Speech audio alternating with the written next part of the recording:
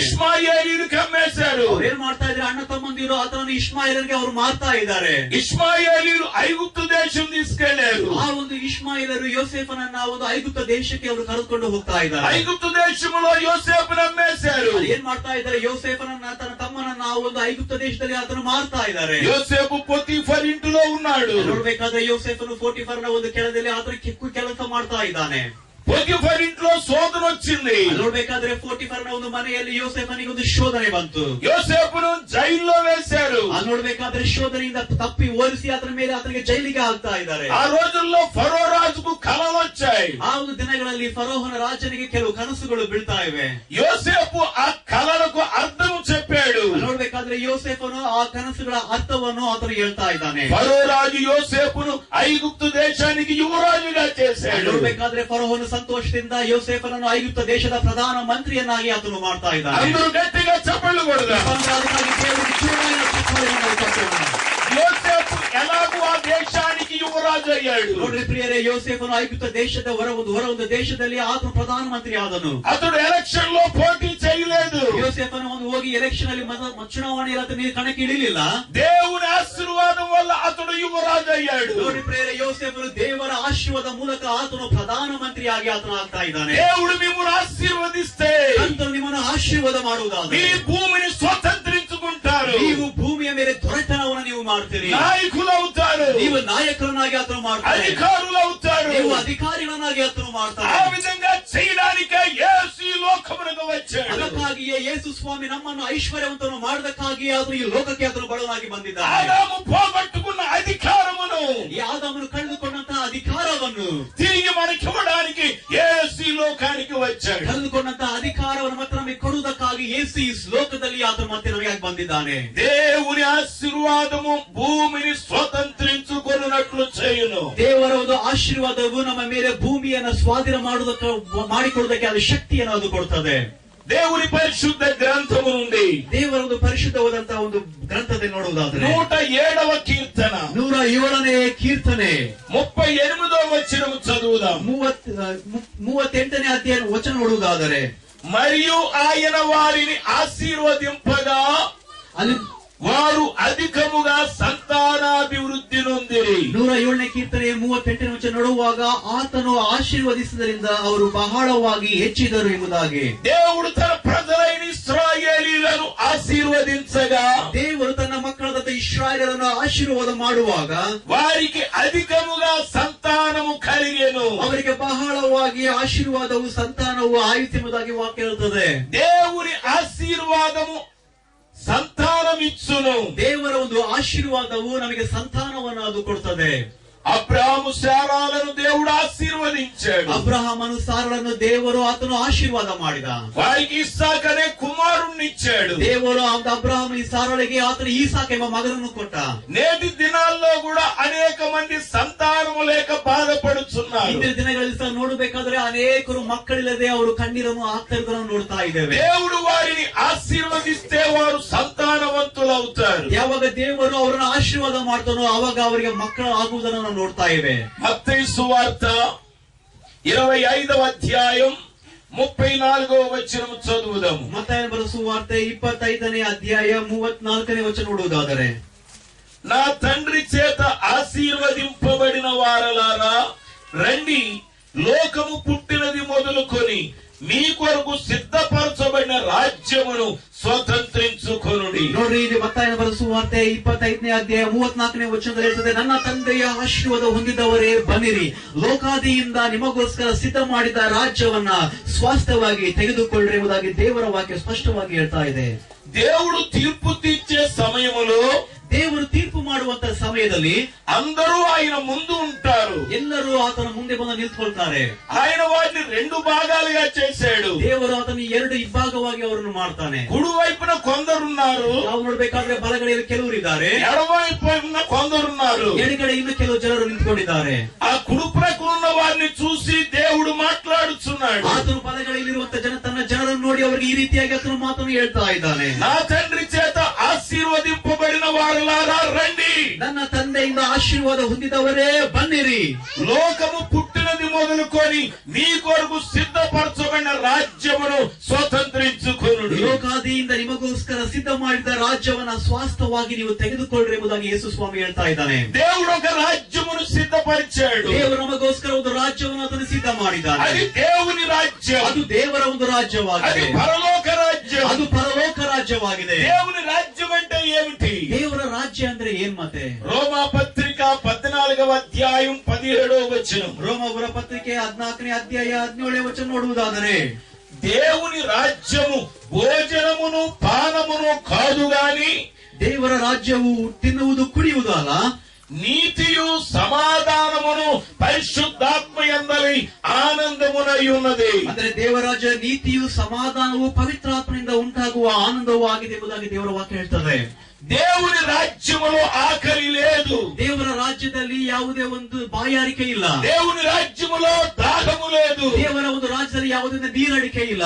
దేవుని రాజ్యములో నీతి ఉన్నది. ದೇವರ ರಾಜ್ಯದಲ್ಲಿ ನೀತಿ ಇದೆ. దేవుని రాజ్యములో సమాధానం ఉన్నది. ದೇವರ ರಾಜ್ಯದಲ್ಲಿ ಸಮಾಧಾನವಿದೆ. దేవుని రాజ్యములో పరిశుద్ధాత్మ యందలి ఆనందం ఉన్నది. ದೇವರ ರಾಜ್ಯದಲ್ಲಿ ಪವಿತ್ರಾತ್ಮನಿಂದ ಉಂಟಾಗುವಂತ ಆನಂದವೂ ಇದೆ. ఈ లోక రాజ్యాల్లో నీతి ఉన్నదా? ಈ ಲೋಕದಲ್ಲಿ ನೀತಿಯನ್ನು ನೀವು ಕಾಣ್ತಾ ಇದ್ದೀರಾ? నేను అమలాపురంలో సేవ చేశాను. ನಾನು ಅಮಲಾಪುರದಲ್ಲಿ ಸೇವೆಯನ್ನು ಮಾಡಿದೆ. ఒక ఆదివారం ఆరాధన అయిపోయింది. ಒಂದು ಭಾನುವಾರ ಆರಾಧನೆ ಆಗಿ ಹೋಯ್ತು. ఒక ఆయన నా దగ్గరికి వచ్చాడు. ಒಬ್ಬ ಮನುಷ್ಯ ನನ್ನ ಬಳಿಗೆ ಬಂದ. అయ్యా ప్రైజ్లాడయ్యా అన్నాడు. ಅದು ಬಂದು ಅಯ್ಯ ದೇವರಿಗೆ ಸ್ತೋತ್ರವಾಗಲಿ, ಪ್ರೇಸ್ ಲಾರ್ಡ್ ಎಂಬುದಾಗಿ ಹೇಳಿದ. నేను ప్రైజ్లాడ్ చెప్పాను. ನಾನು ಕೂಡ ಪ್ರೇಸ್ ಲಾರ್ಡ್ ಎಂಬುದಾಗಿ ಹೇಳಿದೆ. నా జోడెవడో ఎత్తుకెళ్ళిపోయాడయ్యా అంటున్నాడు. ಅದು ಹೇಳಿದ್ರೆ ನಾನು ಎತ್ತನೀರೇ ಎತ್ಕೊಂಡು ಹೋಗಿದ್ದಾರೆ ಎಂಬುದಾಗಿ ಹೇಳಿದ. నేను చెప్పానప్పుడు ನನ್ನ ಒಂದು ಗ್ಲಾಸ್ ಅನ್ನು ಯಾರೋ ಎತ್ಕೊಂಡು ಹೋದ್ರೆ ಎಂಬುದಾಗಿ ಹೇಳಿದ. పూర్వ దినాల్లో కుక్కలు ఎత్తుకెళ్ళే జోళ్ళు, ನಾಯಿಗಳು ಚಪ್ಪೆಯನ್ನು ಎತ್ಕೊಂಡು ಹೋದ್ವು. ఇప్పుడు కుక్కలు చెప్పులు ఎత్తుకెళ్ళడం లేదు. ಆದ್ರೆ ಈ ದಿನಗಳಲ್ಲಿ ನಾಯಿಗಳು ಚೊಪ್ಪೆಯನ್ನು ಎತ್ಕೊಂಡು ಹೋಗುದಿಲ್ಲ. మనుషులే పట్టుకెళ్ళిపోతున్నారు. ಆದ್ರೆ ಮನುಷ್ಯರೇ ಚೊಪ್ಪೆಯನ್ನು ಎತ್ಕೊಂಡು ಹೋಗ್ಬಿಡ್ತಾರೆ. నీతి లేనోడు ఎవడో వచ్చాడు. ಯಾರೋ ಒಬ್ಬ ನೀಚರು ಯಾರೋ ಒಬ್ಬರು ಬರ್ತಾ ಇದ್ದಾನೆ. నీ చెప్పులు ఎత్తుకెళ్ళిపోయాడు. ನಿನ್ ಚೊಪ್ಪೆಯನ್ನು ಆತನ ತೆಗೆದುಕೊಂಡು ಹೋಗ್ತಾನೆ. మరి ఏం చెయ్యం బాబు? ನಾ ಏನ್ ಮಾಡ್ಬೇಕು ಎಂಬುದಾಗಿ ಹೇಳ್ತಾ ಇದ್ದಾನೆ. కొత్త జోడు కొడుక్కో అన్నాను. ನಾನೇನ್ ಹೇಳಿದ್ದೆ, ಹೊಸ ಚೊಪ್ಪಲಿ ತಗೋಪ್ಪ ಎಂಬುದಾಗಿ ನಾನು ಅದಕ್ಕೆ ಹೇಳಿದೆ. 94వ సంవత్సరంలో భీమవరం వచ్చాను. 94 ವರ್ಷದಲ್ಲಿ ನಾನು ಒಂದು ಭೀಮವಾರ ಎಂಬ ಪ್ರದೇಶಕ್ಕೆ ನಾನು ಬಂದೆ. ఆరాధన అయిపోయింది. ಆರಾಧನೆ ಆಗೋಯ್ತು. మా సంఘ పెద్ద గారి భార్య వచ్చింది. ನಮ್ಮ ಸಭೆ ಹಿರಿಯರಂತ ಒಬ್ಬ ಹೆಂಡತಿ ಅವರು ನಮ್ಮ ಮುಂದೆ ಬಂದ್ರು. ఆమె కూడా ప్రైజ్ లార్డ్ చెప్పింది. ಅವರು ಕೂಡ ದೇವರಿಗೆ ಸ್ತೋತ್ರ ಪ್ರೇಸ್ ಲಾರ್ಡ್ ಎಂಬುದಾಗಿ ಹೇಳಿದ್ರು. నా జోడు ఎవరో ఎత్తుకెళ్ళిపోయారు. ಅವ್ರು ಹೇಳಿದ್ರು, ನಾನು ಚೊಪ್ಪು ಯಾರು ಎತ್ಕೊಂಡು ಹೋಗ್ಬಿಟ್ಟಾರೆ ಅಯ್ಯೋರು ಎಂಬುದಾಗಿ ಹೇಳ್ತಾ ಇದ್ದಾಳೆ. ఇందు గలరు అందులేరను సందేహంబు వారదు, ఎందెందు వెతికిన అందందే గలరు చెప్పులు ఎత్తుకెళ్ళేవారు. ಆ ರೀತಿಯಾಗಿ ದೇವರು ಚೊಪ್ಪಲಿಯನ್ನು ಅವ್ರು ಎತ್ಕೊಂಡು ಅವ್ರು ಹೋಗ್ತಾ ಇದ್ದಾರೆ ಎಂಬುದಾಗಿ ಹೇಳ್ತಾ ಇದ್ದಾರೆ. ఎక్కడ పడితే అక్కడ ఇదే గొడవ. ಎಲ್ಲಿ ನೋಡಿದ್ರು ಕೂಡ ಇದೇ ಒಂದು ಪರಿಸ್ಥಿತಿ ನಾವು ನೋಡ್ತಾ ಇದ್ದೇವೆ. మా విశ్వాసులకు చెప్పాను, ನಾನು ವಿಶ್ವಾಸಿಗಳಿಗೆ ಹೇಳ್ತಾ ಇದ್ದೆ, రోజులు బాగోలేదు, ದಿನಗಳು ಬಹಳ ಕೆಟ್ಟಗಳಾಗಿವೆ. అవినీతి ఎక్కువైపోయింది. ಅವಿನೀತಿ ಬಹಳ ಹೆಚ್ಚಾಗಿ ಅಭಿವೃದ್ಧಿ ಆಗ್ತಾ ಇದೆ. దుర్నీతి ఎక్కువైపోయింది. ನೀತಿ ಬಹಳ ತುಂಬಿ ತುಳ್ತಾ ಇದೆ. చెప్పులు ఎట్టుకెళ్ళడం కాదు, ಚೊಪ್ಪಲಿ ತೆಗೆದುಕೊಂಡು ಹೋಗುದಲ್ಲ. ఆది మార్పు కంటే మిమ్మల్ని కూడా ఎత్తుకెళ్ళిపోయే రోజులు. ನೋಡ್ರಿ, ಬರುವಂತ ದಿನಗಳು ನಿಮ್ಮನ್ನು ಕೂಡ ಎತ್ತುಕೊಂಡು ಹೋಗುವಂತ ದಿನಗಳು ಬರ್ತವೆ. చాలా జాగ్రత్తగా ఉండాలి. ಬಹಳ ಜಾಗೃತಾಗಿ ನಾವು ಜೀವಿಸಬೇಕಾಗಿದೆ. దేశంలో ఎన్ని ఘోరాలు జరుగుతున్నాయో చూసారా? ದೇಶದಲ್ಲಿ ಎಂತ ಒಂದು ಘೋರ ಕೃತ್ಯಗಳು ನಡೀತಾ ಇದೆ ನೋಡಿರ್ತಾ ಇದ್ದೀವಿ. దీనికి కారణం ఏంటి? ಇದಕ್ಕೆ ಕಾರಣ ಏನು? నీతి లేదు. ನೀತಿ ಇಲ್ಲ. నీతున్న వాడెవడు ఎదుటి వారి వస్తువులు దొంగిలించడు. ನೀತಿವಂತವನು ಯಾವ ಎದುರಿಗಿರುವಂತ ತನ್ನ ವ್ಯಕ್ತಿಯ ಒಂದು ವಸ್ತುವನ್ನು ಆತನು ಕದಿಯುವುದಿಲ್ಲ. అతడు కష్టపడతాడు, ಆತನು ಕಷ್ಟಪಡ್ತಾನೆ, డబ్బులు సంపాదిస్తాడు, ಅವನು ಸಂಪಾದಿಸ್ತಾನೆ, తనకు కావలసినవి తాను కొనుక్కుంటాడు. ಬೇಕಾಗಿರುವಂತ ವಸ್ತುಗಳನ್ನು ಆತನು ತನ್ನ ಕಷ್ಟದಿಂದ ಕೊಂಡುಕೊಳ್ತಾನೆ. నీతి లేని వాళ్లే, ನೀತಿ ಇಲ್ಲದಂತ ಜನರೇ పనులు చేయడం లేదు, ಅವ್ರ ಕೆಲಸವನ್ನು ಮಾಡುವುದಿಲ್ಲ, దొంగతనాలు వేయడానికి అలవాటు చేస్తున్నారు, ಮಾಡುವುದನ್ನು ಅಭ್ಯಾಸ ಮಾಡಿಕೊಳ್ತಾರೆ. ఈ దొంగలు పరలోక రాజ్యములో ఉండరు. ಈ ಒಂದು ಕಳ್ಳರು ಪರಲೋಕ ರಾಜ್ಯಕ್ಕೆ ಅವರು ಬಾಧ್ಯಸ್ಥರಾಗುವುದಿಲ್ಲ. అక్కడ దుర్నీతికి చోటు లేదు. ಅಲ್ಲಿ ಪರಲೋಕ ರಾಜ್ಯದಲ್ಲಿ ದುರ್ನೀತಿಗೆ ಯಾವುದೇ ಒಂದು ಸ್ಥಳವೂ ಕೂಡ ಅಲ್ಲಿ ಇಲ್ಲ. అది నీతి ఉన్న రాజ్యం. ಅದು ನೀತಿಯುಳ್ಳ ದೇವರ ಒಂದು ರಾಜ್ಯವಾಗಿದೆ. అది సమాధానం ఉన్న రాజ్యం. ಅದು ಸಮಾಧಾನ ಇರುವಂತ ಒಂದು ರಾಜ್ಯವಾಗಿದೆ. ఇక్కడ సమాధానం లేదు. ಈ ಲೋಕದಲ್ಲಿ ಸಮಾಧಾನವಿಲ್ಲ ಪ್ರಿಯರೇ. ఒకరంటే ఒకరికి పడదు, ಒಬ್ಬರಂದ್ರೆ ಒಬ್ಬರಿಗೆ ಆಗುದಿಲ್ಲ. గొడవలే గొడవలు, ಜಗಳ ಮೇಲೆ ಜಗಳಗಳು ಆಗ್ತಾ ಇರ್ತವೆ. పరలోకములో గొడవలు లేవు. ಪರಲೋಕ ರಾಜ್ಯದಲ್ಲಿ ಅಲ್ಲಿ ಜಗಳವೇ ಇಲ್ಲ. అందరూ ఐక్యతగా ఉంటారు. ಪರಲೋಕ ರಾಜ್ಯದಲ್ಲಿ ಎಲ್ಲರೂ ಐಕ್ಯವಾಗಿ ಒಟ್ಟಾಗಿ ಜೀವಿಸ್ತಾರೆ. కారణం ఏమిటి? ಕಾರಣ ಏನು? అక్కడ కులాలు లేవు, ಅಲ್ಲಿ ಕುಲಗಳಿಲ್ಲ, అక్కడ మతాలు లేవు, ಅಲ್ಲಿ ಮತಗಳು ಇಲ್ಲ, అక్కడ పార్టీలు లేవు, ಅಲ್ಲಿ ಯಾವ ಒಂದು ಪಾರ್ಟಿಗಳು ಪಕ್ಷಗಳು ಇಲ್ಲ. అందరూ ఒకేలా ఉంటారు. ಎಲ್ಲರೂ ಒಂದೇ ರೀತಿಯಾಗಿ ನಾವು ದೇವರ ರಾಜ್ಯದಲ್ಲಿ ಇರ್ತೇವೆ. అక్కడ ఆంధ్రప్రదేశ్ లేదు, ಅಲ್ಲಿ ಆಂಧ್ರ ಪ್ರದೇಶ ಇಲ್ಲ. అక్కడ కర్ణాటక లేదు, ಅಲ್ಲಿ ದೇವರ ರಾಜ್ಯದಲ್ಲಿ ಕರ್ನಾಟಕ ಎಂಬುದಾಗಿಲ್ಲ. అక్కడ మనమంతా ఒకటే. ನಾವು ದೇವರ ರಾಜ್ಯ ನಾವೆಲ್ಲರೂ ಒಂದೇ ಆಗಿರ್ತೇವೆ. దేవునికి స్తోత్రం. హల్లెలూయా. మనమంతా దేవదూతల్లాగా ఉంటాం. ನಾವೆಲ್ಲರೂ ದೇವದೂತರಂತೆ ನಾವು ದೇವರನ್ನ ಆರಾಧನೆ ಮಾಡ್ತಾ ಇರ್ತೇವೆ. నేను నన్ను ఏదో కొత్తోడు చూసినట్టు చూస్తున్నారు మీరు. ನೀವೆಲ್ಲರೂ ನನ್ನನ್ನು ಯಾರು ಹೊಸಬನೆಂಬುದಾಗಿ ನೀವು ನೋಡುವಂತ ರೀತಿಯಾಗಿ ನನಗೆ ಕಾಣಿಸ್ತಾ ಇದೆ. నేనేం కొత్తోడు కాదు, ನಾನೇನು ಹೊಸಬನಲ್ಲ. నేను మీ తమ్ముడిని మీ అన్నయ్యని. ನಾನು ನಿಮ್ಮ ತಮ್ಮನು ಮತ್ತೆ ಅಣ್ಣನಾಗಿದ್ದೇನೆ. ఈ ఆరు వచ్చాడు సుట్టరకం కలిపేస్తున్నాడు అనుకుంటున్నారు మీరు. ಏನೋ ಹಿಂದೆ ಏನೋ ಅಂದ್ಕೊಳ್ತಾ ಇದ್ದೀರಿ, ನೀವು ಅನ್ಕೊಳ್ತಾ ಇದ್ದೇನೆ. దేవుడు మన తండ్రి, ದೇವರು ನಮ್ಮ ತಂದೆಯಾಗಿದ್ದಾನೆ. దేవుడు నాకు తండ్రి అయితే ದೇವರು ನನಗೆ ತಂದೆಯಾಗಿರುವುದಾದ್ರೆ నా భార్యకి ఏమవుతాడు? ನನ್ನ ಹೆಂಡತಿಗೆ ಏನಾಗ್ತಾನೆ? మన వరుస ప్రకారం ఏమవుతాడండి? ಏನಾಗ್ತಾರೆ? మావయ్య. ಮಾವಯ್ಯ. నా భార్య ఏమని ప్రార్థన చేయాలి? ನನ್ನ ಹೆಂಡತಿ ಏನಂತ ಪ್ರಾರ್ಥನೆ ಮಾಡ್ಬೇಕು? దేవా, ದೇವ್ರೇ, మావా ಮಾವ అని ప్రార్థన చేయాలి. ಅಂತ ಪ್ರಾರ್ಥನೆ ಮಾಡ್ಬೇಕಾ? నా భార్య అలా ప్రార్థన చేయడం లేదు. ಆದ್ರೆ ನನ್ನ ಹೆಂಡತಿ ಆ ರೀತಿಯಾಗಿ ಪ್ರಾರ್ಥನೆ ಮಾಡೋದಿಲ್ಲ. నా భార్య కూడా దేవుని తండ్రి అని పిలుస్తుంది. ನನ್ನ ಹೆಂಡತಿ ಕೂಡ ನನ್ನ ತಂದೆಯೇ ಎಂಬುದಾಗಿ ಆಕೆ ಪ್ರಾರ್ಥನೆ ಮಾಡ್ತಾಳೆ. నాకిద్దరు కూతుర్లు, ನನಗೆ ಇಬ್ಬರು ಮಕ್ಕಳು. దేవుడు నాకు తండ్రి అయితే ದೇವರು ನನಗೆ ತಂದೆ ಆಗಿರುವುದಾದ್ರೆ నా కూతుర్లకి తాతయ్య అవుతాడు. ನನ್ನ ಒಂದು ಹೆಣ್ಮಕ್ಳಿಗೆ ಏನಾಗ್ತಾನೆ? ತಾತ ಆಗ್ತಾನೆ.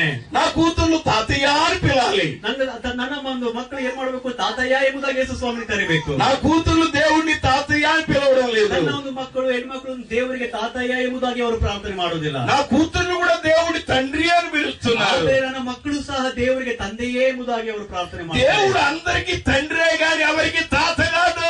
ನೋಡಿ ಪ್ರೇರೆ, ದೇವರು ಎಲ್ಲರಿಗೆ ತಂದೆ ಆಗಿದ್ದಾನೆ ಹೊರತು ತಾತ ಆಗಿ ಆದ್ರೂ ಇಲ್ಲ. ఆయన మన తండ్రి. హల్లెలూయా. ಆತನು ತಂದೆ ಆಗಿದ್ದಾನೆ. ಹಲ್ಲೆಲೂಯಾ. మనం ఆయన పిల్లలు, ನಾವು ಆತನ ಮಕ್ಕಳಾಗಿದ್ದೇವೆ. దేవుడు మన తండ్రి అయితే ದೇವರು ನಮ್ಮ ತಂದೆ ಆಗಿರುವುದಾದ್ರೆ, మనం ఆయన పిల్లలం అయితే ನಾವು ಆತನ ಮಕ್ಕಳಾಗಿರುವುದಾದ್ರೆ, మనం అన్నదమ్ములం కాదా? ನಾವು ಅಣ್ಣ ತಮ್ಮಂದ್ರಲ್ವಾ? మనం అక్క చెల్లెళ్ళం కాదా? ನಾವು ಅಕ್ಕ ತಂಗಿಯಂದ್ರಲ್ವಾ? రాకపోకలు లేకలాగా అయిపోయాం. ಅಲ್ಲಿ ಏನಿಲ್ಲ, ಹಿಂಗಾಗ್ಬಿಟ್ಟೈತೆ. కొత్త పోత ఉంటే చుట్టరికం పెరుగుతా ఉంటది. ಸುಮ್ನೆ ಬಂದಿಂಗ್ ಹೋಗೋದಾದ್ರೆ ಇಂತ ಎಲ್ಲ ಬಿರುಕುಗಳು ನಮ್ಮ ಜೀವಿತದಲ್ಲಿ ಕಾಣ್ ಬರ್ತವೆ. దేవునికి స్తోత్రం. ದೇವರಿಗೆ ಸ್ತೋತ್ರವಾಗಲಿ. హల్లెలూయా. పరలోకానికి వెళ్ళిన తర్వాత ಪರಲೋಕ ರಾಜ್ಯದಲ್ಲಿ ನಾವು ಸೇರಿದ ನಂತರ ఈ రంగులు మనకు ఉండవు. ಯಾವ ರಂಗು ನಮಗೆ ಇರುವುದಿಲ್ಲ. పొట్టు పొడుగు ఉండరు. ಗಿಡ್ಡಿಗೆ ಎತ್ತರವಾಗಿ ಏನಿರುವುದಿಲ್ಲ. చదువుకున్నవాడు చదువు లేని వారు ఉండరు. ಅಲ್ಲಿ ವಿದ್ಯಾಭ್ಯಾಸ ಮಾಡುವವನು ವಿದ್ಯಾಭ್ಯಾಸ ಇಲ್ಲ. ధనవంతులు దరిద్రులు ఉండరు. ಅಲ್ಲಿ ಬಡವಂತನು ಧನಿಕನೆಂಬುದಾಗಿ ಇರುವುದಿಲ್ಲ. అక్కడ మనమంతా దేవదూతల్లాగా ఉంటాం. ನಾವು ಪರಲೋಕ ರಾಜ್ಯದಲ್ಲಿ ಯಾವಾಗಲೂ ದೇವದೂತರಂತೆ ನಾವು ದೇವರ ಮುಂದೆ ಇರ್ತೇವೆ. మన మధ్య గొడవలు ఉండవు. ನಮ್ಮ ಮಧ್ಯದಲ್ಲಿ ಯಾವ ಜಗಳಗಳು ಇರುವುದಿಲ್ಲ. మనమంతా సమాధానంగా ఉంటాం. ನಾವು ಯಾವಾಗಲೂ ಸಮಾಧಾನವಾಗಿ ಇರ್ತೇವೆ. మనమంతా ఐక్యతగా ఉంటాం. ನಾವೆಲ್ಲರೂ ಒಂದು ಐಕ್ಯ ರೀತಿಯಲ್ಲಿ ಇರ್ತೇವೆ. నీతి ఉన్న రాజ్యం, ನೀತಿ ಉಳ್ಳ ರಾಜ್ಯ, సమాధానం ఉన్న రాజ్యం, ಸಮಾಧಾನ ಉಳ್ಳವಂತ ರಾಜ್ಯ, ఆనందం ఉన్న రాజ్యం, ಆನಂದ ಉಳ್ಳವಂತ ರಾಜ್ಯ పరలోక రాజ్యం. ಅದೇ ಪರಲೋಕ ರಾಜ್ಯವಾಗಿದೆ. ಹಲ್ಲೆಲೂಯಾ. ಹಲ್ಲೆಲೂಯಾ. పెళ్లి చేసుకున్నారు, ಮದುವೆ ಮಾಡ್ಕೊಂಡ್ರು. పెళ్లి కొడుకును బయటికి తీసుకెళ్ళాడు పంతులు గారు. ಅಲ್ಲಿ ನೋಡ್ಬೇಕಾದ್ರೆ ಮದುಮಗನವರು ಹೊರಗಡೆ ಕರ್ಕೊಂಡು ಹೋದ್ರು ಒಂದು ಸ್ವಾಮಿಗಳು. వాళ్ళ ఆచారం ప్రకారం అరుంధతి నక్షత్రాన్ని చూడమన్నారు. ಆ ಒಂದು ಅವರ ಆಚಾರದ ಪ್ರಕಾರ ಅರುಂಧತಿ ನಕ್ಷತ್ರವನ್ನು ನೋಡಿ ಎಂಬುದಾಗಿ ಮದುಮಗನಿಗೆ ಹೇಳ್ತಾ ಇದ್ದಾರೆ. కనబడిందా అని అడిగారు. ಅವ್ರು ಹೇಳ್ತಾ ಇದ್ದಾರೆ, ಮದುಮಗನೇ ಕಣ್ಕೊಳ್ತಾ ಒಂದು ನಕ್ಷತ್ರ ಎಂಬುದಾಗಿ ಕೇಳ್ತಾ ಇದ್ದಾರೆ. కనబడింది అన్నాడు. ಆತ ಹೇಳ್ತಾನೆ, ನನಗೆ ಕಾಣಿಸ್ತಾ ಇದೆ ಎಂಬುದಾಗಿ ಹೇಳ್ತಾ ಇದ್ದಾನೆ. దండం పెట్టుకో అన్నారు. ಅವ್ರು ಹೇಳ್ತಾರೆ, ಕೈ ಮುಗಿ ಎಂಬುದಾಗಿ ಹೇಳ್ತಾ ಇದ್ದಾರೆ. దేనికిండి అన్నాడు. ಯಾವುದಕ್ಕೆ ಕೈ ಮುಗಿಬೇಕೆಂಬುದಾಗಿ ಕೇಳ್ತಾ ಇದ್ದಾನೆ. అరుంధతి నక్షత్రానికి అన్నారు. ಅರುಂಧತಿ ನಕ್ಷತ್ರ ಇದೆ, ಅದಕ್ಕೆ ಕೈ ಮುಗಿ ಎಂಬುದಾಗಿ ಹೇಳ್ತಾ ಇದ್ದಾರೆ. నాకు అరుంధతి నక్షత్రం కనపడటం లేదన్నాడు. ಆತ ಹೇಳ್ತಾ ಇದ್ದಾನೆ, ಮದುಮಗನಿಗೆ ಅರುಂಧತಿ ಯಾವ ನಕ್ಷತ್ರ ಕಾಣ್ತಾ ಇಲ್ಲ ಎಂಬುದಾಗಿ ಹೇಳ್ತಾ ಇದ್ದಾನೆ. మరి ఏం కనపడుతుందిరా అన్నారు. ಆಗ ಹೇಳ್ತಾ ಇದ್ದಾರೆ, ಕೇಳ್ತಾನೆ, ಸ್ವಾಮಿ ಏನ್ ಕಾಣಿಸುತ್ತೆ ನಿನಗೆ ಎಂಬುದಾಗಿ ಕೇಳ್ತಾ ಇದ್ದಾನೆ. 60,000 అప్పు కనపడుతుంది అన్నాడు. 60,000 ನಕ್ಷತ್ರ ಸಾಲಗಳು ಕಾಣ್ತದೆ ಎಂಬುದಾಗಿ ಹೇಳ್ತಾ ಇದ್ದಾನೆ. అప్పు ఎక్కడన్నా పైన కనపడుతుందా? ಏನಾದ್ರೂ ಸಾಲದ ಮೇಲನ್ನು ಕಾಣ್ತದೆ ನಮಗೆ ಪ್ರಿಯರೇ? పెళ్ళయిందే గాని సంతోషం లేదు. ನೋಡ್ರಿ, ಮದುಮಗನಿಗೆ ಮದುವೆ ಆದ್ರೂ ಕೂಡ ಸಂತೋಷ ಇಲ್ಲ. అప్పు చేసి పెళ్లి చేసుకున్నాను, అప్పు ఎలా తీర్చను అనుకుంటున్నాడు. ಅದು ಅನ್ಕೊಂಡು ಸಾಲ ಮಾಡಿ ಮದುವೆ ಆಗಿನಿ, ಯಾವ ರೀತಿಯಾಗಿ ಸಾಲ ತೀರ್ಸಲಿ ಎಂಬುದಾಗಿ ಅದ್ರ ಯೋಚನೆ ಇದೆ. పరలోకంలో అప్పులు లేవు. ಪರಲೋಕ ರಾಜ್ಯದಲ್ಲಿ ಯಾವುದೇ ಒಂದು ಸಾಲ ಇಲ್ಲ. హల్లెలూయా. ఏ బాధ లేదు, ಯಾವ ಒಂದು ಬಾಧೆ ಇಲ್ಲ, వ్యాధి లేదు, ಯಾವ ಒಂದು ವ್ಯಾಧಿ ಇಲ್ಲ, అప్పు లేదు, ಯಾವ ಒಂದು ಸಾಲ ಇಲ್ಲ. సంతోషమే సంతోషం. ಅದು ಯಾವಾಗಲೂ ಸಂತೋಷ ಸಂತೋಷವೇ ಸಂತೋಷವಾಗಿರ್ತದೆ. అక్కడికి వెళ్దామా ఇక్కడికి ఉందామా? ಅಲ್ಲಿ ಹೋಗೋಣ, ಇಲ್ಲೇ ಟೆಂಟ್ ಹಾಕೊಂಡು ಇಲ್ಲೇ ಇರೋಣ. అక్కడికి వెళ్దామన్న వాళ్ళంతా గట్టిగా దేవుని స్తోత్రం చెప్పండి.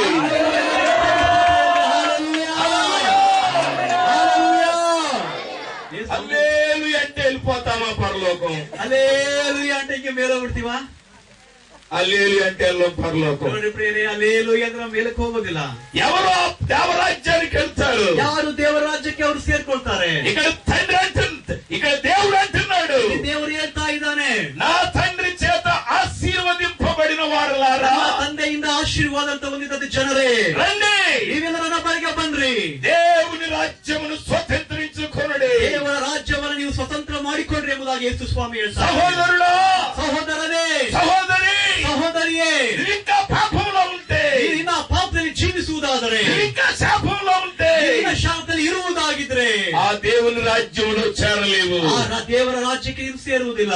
నరకమును తప్పించి ನರಕವನ್ನು ತಪ್ಪಿಸಿ ఆ పరలోక రాజ్యంలో చేర్చడానికి, ಆ ಪರಲೋಕ ರಾಜ್ಯಕ್ಕೆ ಸೇರಿಸುವುದಕ್ಕಾಗಿ ఈ పాపమును తొలగించి, ನಿನ್ನ ಪಾಪಗಳನ್ನು ತೊಲಗಿಸಿ, ఈ శాపమును తొలగించి, ನಿನ್ನ ಶಾಪಗಳನ್ನು ತೊಲಗಿಸಿ, నిన్ను ఆశీర్వదించుటకే ನಿನ್ನನ್ನು ಆಶೀರ್ವಾದ ಮಾಡುವುದಕ್ಕಾಗಿ యేసు ఈ లోకమునకు వచ్చెను. ಯೇಸು ಸ್ವಾಮಿ ಲೋಕಕ್ಕೆ ಆತನು ಬಂದನು. నీ సిలువ మోసెను, ನಿನ್ನ ಶಿಲುಬೆಯನ್ನು ಆತನು నీ ಹೊತ್ತುಕೊಂಡನು. శిక్ష అనుభవించెను, ನಿನ್ನ ಶಿಕ್ಷಣ ಆತನು ಅನುಭವಿಸಿದನು. రక్తము చిందించెను, ರಕ್ತವನ್ನು ಆತನು ಸುರಿಸಿದನು. చనిపోయెను, ಆತನು ಸತ್ತು ಹೋದನು. సమాధి చేయబడెను, ಆತನು ಸಮಾಧಿ ಮಾಡಲ್ಪಟ್ಟನು. మూడవ దినమున తిరిగి లేచెను. ಮೂರನೇ ದಿವಸದಲ್ಲಿ ಯೇಸು ಸ್ವಾಮಿ చనిపోయి తిరిగి లేచిన వాడు యేసు ఒక్కడే. ಸತ್ತು ಆತ ನಮಗೆ ಎದ್ದಂತ ದೇವರು ಅಂದರೆ ಆತನು ಯೇಸು ಸ್ವಾಮಿ ಮಾತ್ರವೇ. 1988 సంవత్సరంలో 1929ನೇ ವರ್ಷದಲ್ಲಿ యేసు ప్రభు పుట్టిన ఆ దేశం వెళ్ళాను. ಯೇಸು ಸ್ವಾಮಿ ಹುಟ್ಟಿದಂತಹ ದೇಶಕ್ಕೆ 89ರಲ್ಲಿ ನಾನು ಹೋದೆ. యేసు ప్రభు సమాధిలోనికి వెళ్ళాను. ಯೇಸು ಸ್ವಾಮಿಯ ಒಂದು ಸಮಾಧಿಯ ಗುಹೆಯಲ್ಲಿ ನಾನು ಹೋದೆ. ఈ రోజుకి సమాధి ఖాళీగా ఉంది. ನೋಡಿ ಪ್ರೇರೆ, ಆ ಒಂದು ದೇಶದಲ್ಲಿ ಈವರೆಗೂ ಯೇಸು ಸ್ವಾಮಿಯ ಸಮಾಧಿ ಒಂದು ಖಾಲಿಯಾಗಿದೆ. నా యేసయ్య సమాధిలో లేడు. ಆ ಯೇಸು ಸ್ವಾಮಿ ಆತನು ಸಮಾಧಿಯಲ್ಲಿ ಇಲ್ಲ. ఆయన తిరిగి లేచాడు. ಆತನು ತಿರುಗಿ ಎತ್ತಿಸಲ್ಪಟ್ಟಿದ್ದಾನೆ. ఆయన సజీవుడైన దేవుడు. ಆತನು ಜೀವವುಳ್ಳ ఆయన ದೇವರಾಗಿದ್ದಾನೆ. జీవము గల దేవుడు. ಆತನು ಜೀವವುಳ್ಳ ఆయన ದೇವರಾಗಿದ್ದಾನೆ. ప్రేమించు దేవుడు. ಆತನು ಪ್ರೀತಿ ಮಾಡುವಂತ ఆయన ದೇವರಾಗಿದ್ದಾನೆ. క్షమించు దేవుడు. ಆತನು ಕ್ಷಮಿಸುವಂತ ఆయన ದೇವರಾಗಿದ್ದಾನೆ. రక్షించు దేవుడు. ಆತನು ರಕ್ಷಿಸುವಂತ ఆయన ದೇವರಾಗಿದ್ದಾನೆ. ఆశీర్వదించు ಆತನು దేవుడు. ಆಶೀರ್ವಾದ ಮಾಡುವಂತ ದೇವರಾಗಿದ್ದಾನೆ. ఇంకా పాపంలోనే ఉంటావా? ಇನ್ನ ಪಾಪದಲ್ಲಿ ಏನೇನು ಜೀವಸ ಮಾಡ್ತಾ ಇರ್ತೀಯಾ? ఇంకా శాపంలోనే ఉంటావా? ಇನ್ನ ಶಾಪದಲ್ಲಿ ಏನೇನು ಇರ್ತೀಯಾ? నీకు ఆశీర్వాదం కావాలా? ನಿನಗೆ ಆಶೀರ್ವಾದ ಬೇಕಾ?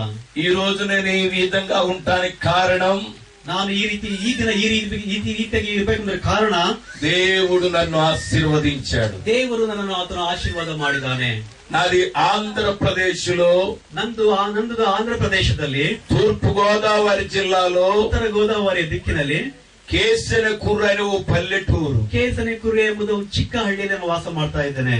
నా తండ్రి ఒక ఎలిమెంటరీ స్కూల్ టీచరు. ನನ್ನ ತಂದೆ ಒಂದು ಚಿಕ್ಕ ಒಂದು ಪಾಲಕರ ಶಾಲೆಯಲ್ಲಿ ಆತನು ಶಿಕ್ಷಕನಾಗಿ ಆತನು ಕೆಲಸ ಮಾಡ್ತಾನೆ. నా తల్లి ఇంట్లో పని చేసుకునేది. ನನ್ನ ಒಂದು ತಾಯಿ ಮನೆಯಲ್ಲಿ ಕೆಲಸ ಮಾಡಿರುವಂತ ತಾಯಿ ಆಗಿದ್ಲು. నా తల్లిదండ్రులకు 3 సంవత్సరాల్లో 3 పిల్లలు పుట్టారు. ನನ್ನ ತಂದೆ ತಾಯಿಗಳು 3 ವರ್ಷದಲ್ಲಿ 3 ಮಕ್ಕಳು ಅವರು ಹುಟ್ಟಿದ್ರು. నా తల్లి తలబాధతో బాధపడేది. ನನ್ನ ಒಂದು ತಾಯಿ ಯಾವಾಗ ತಲೆನೋವಿನಿಂದ ಆಕೆ ಬಾಧೆಯನ್ನು ಅನುಭವಿಸುವಂತಳಾಗಿದ್ಲು. ఎన్ని మందులు వేసుకున్నా తగ్గలేదు. ನನ್ನ ತಾಯಿಗೆ ತಲೆನೋವು ಎಷ್ಟು ಗುಳಿಗೆ ಹಾಕಿಕೊಂಡ್ರು ಕೂಡ ತಲೆನೋವು ಹೋಗ್ಲಿಲ್ಲ. యేసు ప్రభు నమ్మిన వారు వచ్చి ప్రార్థన చేశారు. ಯೇಸು ಸ್ವಾಮಿ ನಂಬಿದಂತ ಮಕ್ಕಳು ಬಂದು ನನ್ನ ತಾಯಿಗಾಗಿ ಅವರು ಪ್ರಾರ್ಥನೆ ಮಾಡಿದ್ರು. నా తల్లి తలబాధ పోయింది. ನನ್ನ ಒಂದು ತಾಯಿಗೆ ಕಾಡಿಸಿದ ತಲೆನೋವು ಅದು ಹೋಗೋಯ್ತು. నా తల్లికి స్వస్థత కలిగింది. ನನ್ನ ತಾಯಿಗೆ ಸಂಪೂರ್ಣವಾಗಿ ಸ್ವಸ್ಥತೆ ಬಂತು. నా తల్లి బైబిల్ కొనుక్కున్నది. ನನ್ನ ತಾಯಿ ಸತ್ಯವೇದವನ್ನಾಗಿ ಕೊಂಡುಕೊಂಡಳು. బైబిల్ చదవడం మొదలు పెట్టింది. ಸತ್ಯವೇದವನ್ನು ಓದಕ್ಕಾಗಿ ಪ್ರಾರಂಭ ಮಾಡಿದಳು. నా తండ్రి గారు చూశారు. ನನ್ನ ತಂದೆ ಅದನ್ನು ನೋಡಿದ್ರು.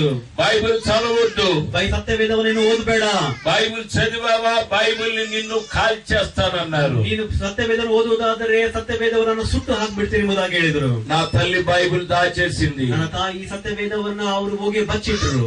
మా నాన్నగారు 9 గంటలకు స్కూల్కి వెళ్లి 12 గంటలకు భోజనానికి వచ్చేవారు. ನನ್ನ ತಂದೆ 9 ಗಂಟೆಗೆ ಹೋಗಿ 12 12 ಗಂಟೆಗೆ ಅವರು ಊಟಕ್ಕೆ ಅವರು ಮಧ್ಯಾಹ್ನ ಬರ್ತಾ ಇದ್ರು. నా తల్లి త్వరగా వంట చేసుకుని బైబిల్ చదువుకునేది. ಆ ಒಂದು ಸಮಯದಲ್ಲಿ ನನ್ನ ತಾಯಿ ಬೇಗ ಬೇಗನೆ ಅಡಿಗೆ ಮಾಡಿ ಸತ್ಯವೇದವನ್ನು ಹಾಕಿ ಓದ್ತಾ ಕೊಡ್ತಾ ಇದ್ಲು. ఒక రోజున 11 గంటలకు వచ్చేసారు మా నాన్నగారు. ಒಂದು ವೇಳೆ ಒಂದು ದಿನ ಇದ್ದಕ್ಕಿದ್ದ ಹಾಗೆ ನನ್ನ ತಂದೆ 11 ಗಂಟೆಗೆ ನಮ್ಮ ಮನೆಗೆ ಬಂದ್ಬಿಟ್ರು. మా అమ్మ బైబిల్ చదవడం చూశారు. ಆಗ ನನ್ನ ತಂದೆ ಸತ್ಯವೇದವನ್ನು ಓದುವಂತ ನನ್ನ ತಾಯಿಯನ್ನು ಅವರು ನೋಡಿದ್ರು. కర్ర తీసుకుని అదే కొట్టారు. ಅದೇ ಸಮಯ ಆ ಕೋಲ್ತೋಣ ಅದೇ ರೀತಿಯಲ್ಲಿ ನನ್ನ ತಾಯಿಗೆ ಅವರು ಹೊಡೆದ್ರು. నా తల్లి బాబు అమ్మో అనలేదు. ಆಗ ಆ ಸಮಯದಲ್ಲಿ ನನ್ನ ತಾಯಿ ಅಯ್ಯೋ ಅಪ್ಪ ಎಂಬುದಾಗಿ ಕಾಪಾಡ್ರಿ ಎಂಬುದಾಗಿ ನನ್ನ ತಾಯಿ ಕೂಗ್ಲಿಲ್ಲ. యేసు రక్తం చాయ్ హల్లెలూయా స్తోత్రం అన్నదట. ಆಗ ಅವರ ಗಂಡ ಹೊಡಿತಾ ಇರುವಂತ ಸಮಯದಲ್ಲಿ ತಾಯಿ ಹೇಳ್ತಾ ಇದ್ದಾಳೆ ಯೇಸು ರಕ್ತದಲ್ಲಿ ಜಯ ಯೇಸು ಸ್ವಾಮಿಗೆ ಸ್ತೋತ್ರ ಹಲ್ಲೆಲೂಯಾ ಎಂಬುದಾಗಿ ಹೇಳ್ತಾ ಇದ್ದಾರೆ. అయ్యొద్దనే కొడుతున్నాను అవి కూడా వచ్చేసాయి ఇంకా గట్టిగా కొట్టారండి. ಇನ್ನು ಆ ರೀತಿಯಾಗಿ ಹೇಳುವುದಾದ್ರೆ ಇನ್ನ ಮತ್ತೆ ಹೊಡಿತೀನಿ ಎಂಬುದಾಗಿ ಹೇಳು ಸಹ ಅವ್ರು ಹೊಡೆದ್ರು ಎಂಬುದಾಗಿ ಹೇಳ್ತಾ ಇದ್ದಾರೆ. మా నాన్నగారు కొట్టినా మా అమ్మ బైబిల్ చదవడం మానలేదు. ನನ್ನ ತಂದೆ ಅವರು ಹೊಡಿದ್ರು ಸಹ ನನ್ನ ತಾಯಿ ಸತ್ಯವೇದವನ್ನು ಓದುವುದನ್ನು ಅವರು ಬಿಡಲಿಲ್ಲ. ప్రార్థన చేయడం మానలేదు. ಪ್ರಾರ್ಥನೆಯನ್ನು ಮಾಡುವುದು ಅವರು ಬಿಡಲಿಲ್ಲ. మా నాన్నగారు కొట్టడం మానలేదు. ನನ್ನ ತಂದೆ ಹೊಡೆಯುವುದನ್ನು ಸಹ ಅವರು ನಿಲ್ಲಿಸಲಿಲ್ಲ.